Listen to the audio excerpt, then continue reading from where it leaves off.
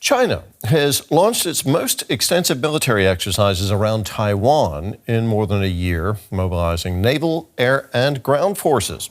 Beijing says the drills are intended to simulate a blockade of the self-ruled island's key ports and strikes on land and maritime targets.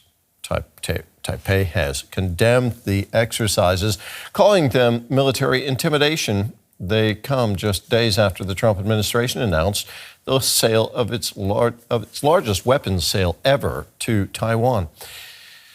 A short while ago, DW's East Asia correspondent Rick Cloward told us more about the drills. Well, here in Taipei, Taiwan authorities have put the country's military on high alert.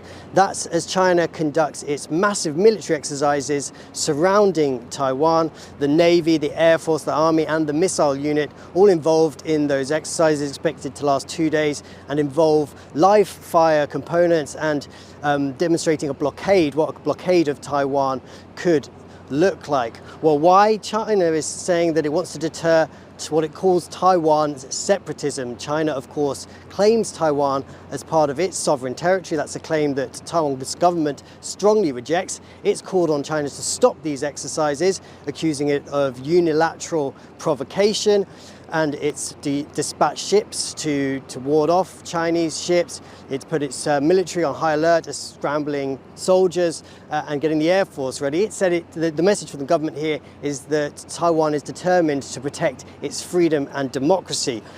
Now, military drills, Chinese military drills around Taiwan are not that unusual, but what is unusual about these drills is their scale. They're larger than others that we've seen, their proximity, they're closer to Taiwan. And China is also being very obvious, very blatant about its desire to surround Taiwan and to prevent other forces from coming to assist Taiwan. Why now? Well, there's a lot of regional tension. China is still upset with Japan over comments by the Japanese leader that suggest it could support Taiwan in the event of a conflict, and Beijing is also angry over a recent massive $11 billion arms sale from the US to Taiwan. The worry, of course, here in Taiwan is that with all this activity, the possibility of an accident which could escalate, or that these rehearsals, these simulations by China could one day just turn into the real thing.